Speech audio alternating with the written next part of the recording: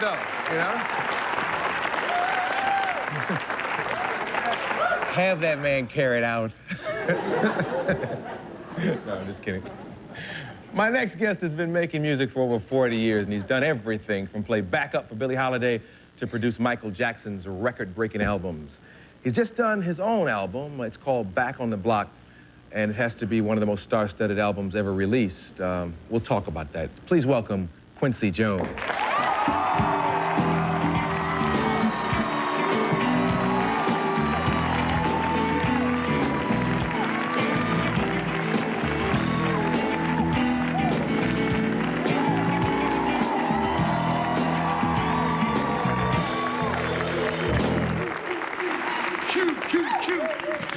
Yes, you got everybody on this album.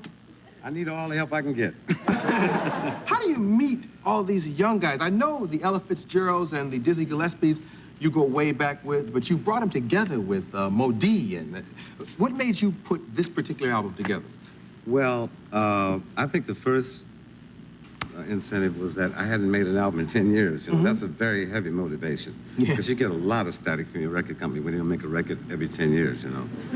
It's But really rough. Ain't it your record company, though? Yeah, but it's still Warner Brothers, too. You know, they said, we do have a record company and we do have a record contract. And I said, well, I got to go do, I've got to go do Thriller, and we have to do We Are the World, and I got to go produce Color Purple and do Frank Sinatra and Donna Summer and James Ingram and everything. I said, well, man, you know, you got a record company here, right?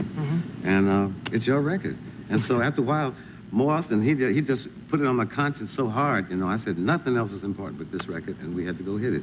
And I'm glad we waited, in a way, Arsenio, because my son is 20, and he's a hip-hop junkie and has been. He's been a breakdancer since he was 14.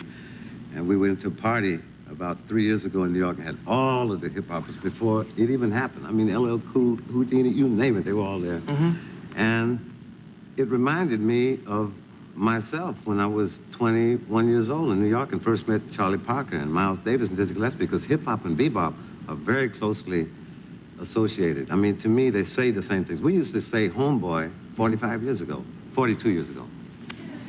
Okay, so I mean, it's like fashion, close. It comes around. Yeah, and it's part of a whole tradition. You don't think cooties will ever come back, will it? Cooties. What's that? No, you got cooties, you know. That's before my time. Oh, okay. Okay. FMT. Yeah, I remember that from 47 years ago. Cooties? Cooties. You never heard of cooties? You know what happened? Bobby Brown came to the house one day, and it really cracked me up. And he's 20 years old. And as he was leaving, he saw my father's picture on the wall. He said, that dude's copying my hairdo. Now, my father died in 1971. And this picture was from 1934. He said, he's copying my Gumby. I said, you got it wrong, brother. Fashion, hairdos, music goes around. It's all a tradition, you know? And it's all a lineage, and that is what this album was about to me. It was like they're doing a documentary on my life, and it made me look back for the first time ever. So I looked back and I saw all these things that I hadn't thought about in a long time and tried to include what it felt like to be 21 at Birdland with Bird and Pee Wee Marquette and Dizzy and all that. And I went back and said, would it be nice to tie all the fabric together and pull the rappers and jazz and Brazilian and African and funk and everything together, because that's what I've lived musically. I mean, that's really what my life has been all about. I've been there, out there 40 years. Yeah, let's take a commercial and come back with the genius, Quincy Jones.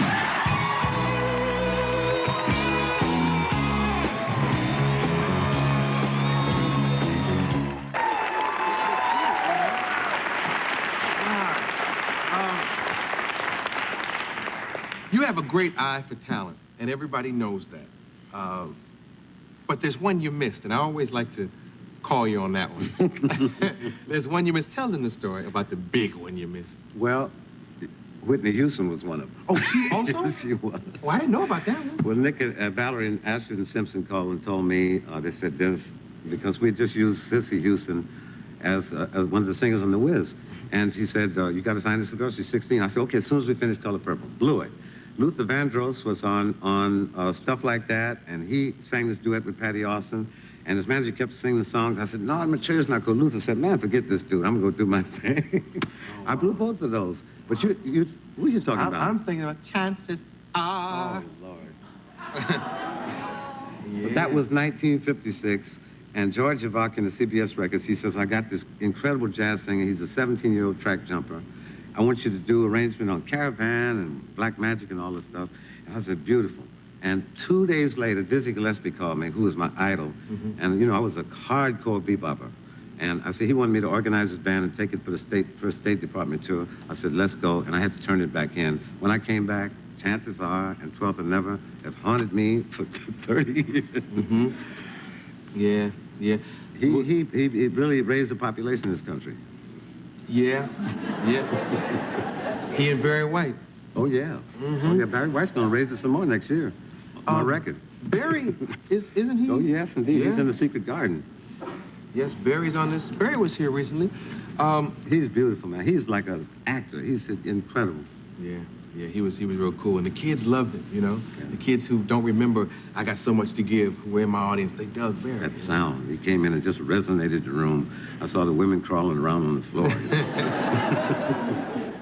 Yes. Will you do any more Michael Jackson albums?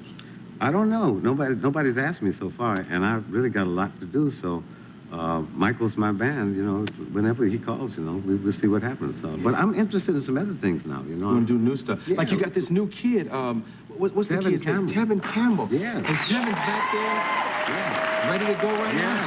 Yes, and we got tonight also Greg Fillinganes, who's not only keyboard player, beautiful person, but my favorite piano player, and played on Chunky's album. Ian Prince. Yeah, that's right. Yes. Man. Ian Prince, you know, who's one of the songwriters on the album, and Bill Summers and Joe Zawinul, who wrote Birdland. I'm really proud of the people. Joe is back there? Yeah, Joe's playing in the band, man. Weather Report Joe? We didn't come here to play tonight, wait, man. Weather Report Joe? Yes. Oh, stop. Joe Zawinul from Austria. You know, when Joe Zawinul first came to America, he was playing he's from Vienna.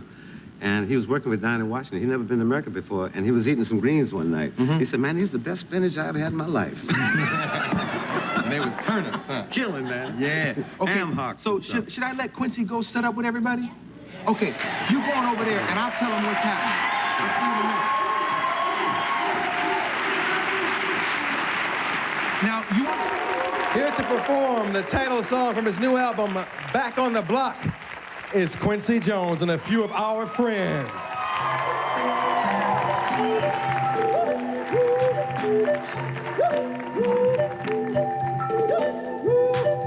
Sticks and stones may break your bones, but you ain't never felt the wrath of Quincy Jones. Hard to the core, an entrepreneur, and jams that he makes slam for you and your pleasure. As you listen to every measure, groove with the track as the cue gets fresh. I've been away for a long time. Now, I'm not only back, but I'm here to rhyme. So bust the move as I include that I'm back on the block portraying a dude. So hey, young world, saying Quincy, Quincy, I need the dude to correct and convince me. Teach me the right way so my eyesight may see that path that leads to a brighter day. So if you're ready to reach for the top, never fear, because I'm back on the block.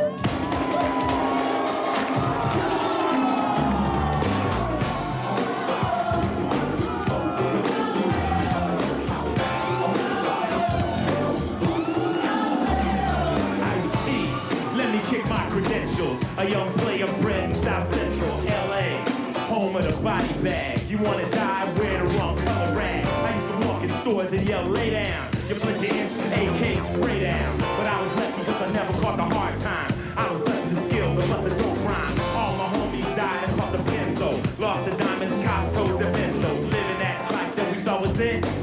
Fast laning, bust the car flips. I'm not gonna lie to you cause I don't lie. I just kick thick games. Some people say why?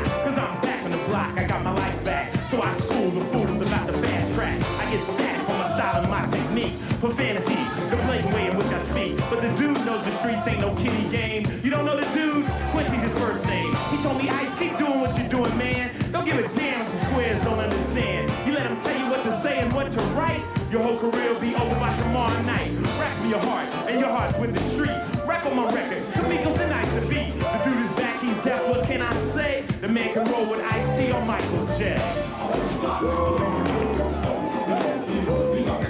Back on the block, back on the block. Yo, I'm belly belling out back on the block, on the scene, I'm on the wax, on the stage, I'm on the screen. I own the case just like an attorney. Then Quincy took me on a magic journey. We danced in France, so gold and roll on the farmlands in Nebraska, the cold of Alaska, the heat of the motherland, the beer of my brother man, on top of the snow.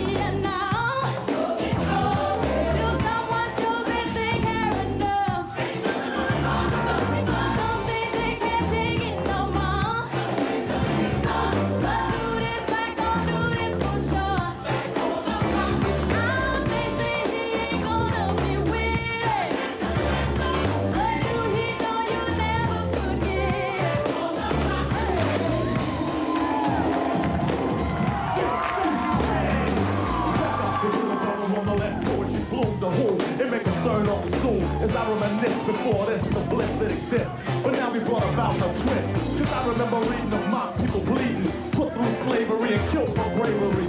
We should have got our freedom much sooner. You never seen a black man on the honeymooners. But now somehow we learn to earn, to grow, to show the elevation of our people built to sow.